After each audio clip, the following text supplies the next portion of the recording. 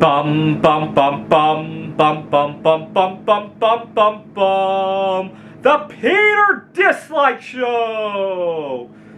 Bum bum bum bum bum bum bum. Well, happy April Fool's Day. April Fool's Day has historically been quite a lucky day for me, actually. Back in 2018, April Fool's Day fell on Easter, if you can believe it, and I remember having a good time, just taking it easy. I took a walk along the Kirkland Trail in Kirkland, Washington, a suburb of Seattle. In 2019, I had a girlfriend at the time, and I can't remember exactly what I was doing that day, but I distinctly remember it not being a bad time in my life.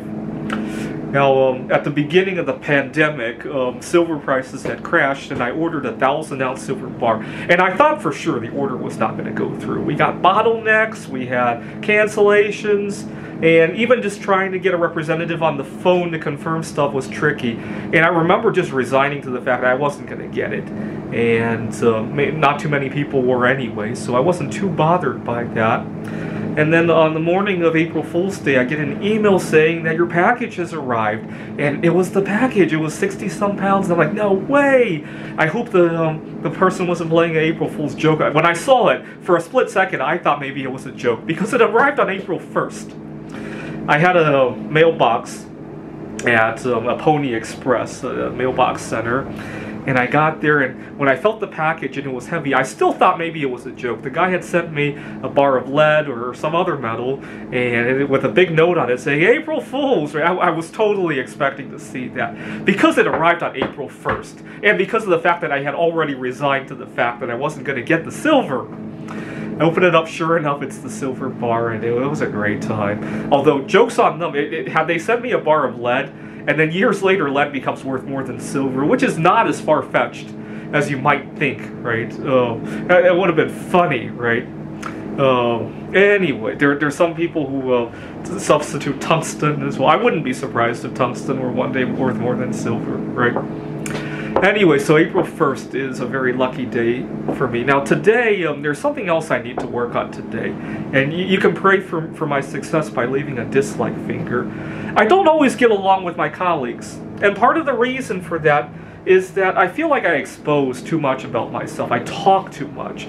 My colleagues know every little quirk of me, and sometimes people exploit. Not that they mean to, but everybody has self-interest, right?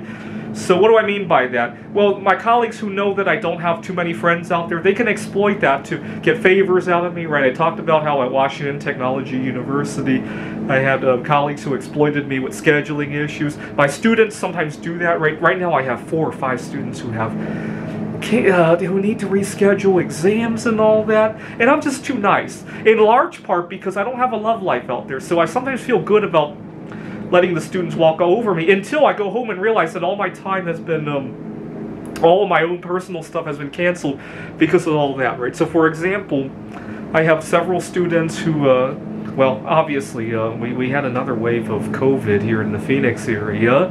I had one student who has an older sister who's battling breast cancer, unfortunately, and you know, I probably should help them out, but I really should get help myself to see what resources are available. And then sometimes I have students who have just tricky things that I really shouldn't accommodate, but I do because again, I don't have a whole lot of love out there. I had a student who's this was last year. He's 23, 24 years old, and he tells me that he gets to go on a date for the first time in his life, but unfortunately he has to miss an exam or something like that. And I felt sorry for him, because I started dating late in my life myself, and so I let him do it, even though I had to cancel my own date in order to let him do that. Well, not really a date, but my own personal outing, in order to let him do that. So sometimes I let people know too much about me and they extract, right? The 23-year-old probably heard that, you know, I settle with going on dates with myself, and so he knows, oh, if I could, you know, who knows if that story was true about his first time going on a date, right? Or my colleague, they know that, you know, I'm bored or lonely and I'll take that schedule. They know that I don't have a whole lot of friends, and so they extract, right? Now here's where my weakness comes into play. I have a big weakness of getting awkward when there's silence, right? So we have an adjunct office, and sometimes colleagues come in and out of it, or here at the student union, and sometimes somebody's sitting next to me, it's too quiet, and I start rambling, because I hate when there's 2 people, 3 people, and there's silence. And so I start rambling about solo sexual relationships, I start rambling about investing in bismuth, I start rambling about the solar eclipse next week. Oh, what's the weather in Kerrville right now? My eyes have been glued to the weather forecast. Unfortunately, it doesn't look too good. But oh well, it's not really about the solar eclipse. It's about going there and networking with people with similar interests, right? And you'll still see something even if it's cloudy. But you see, the problem is that I start rambling.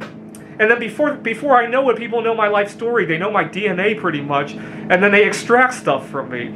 And so today I'm going to practice being a little bit silent. And if it doesn't work, I can always claim it was an April Fool's joke anyway. This is the Peter Dislike Show! Bum bum bum bum bum bum bum bum bum bum bum bum. The Peter Dislike Show! Bum bum bum.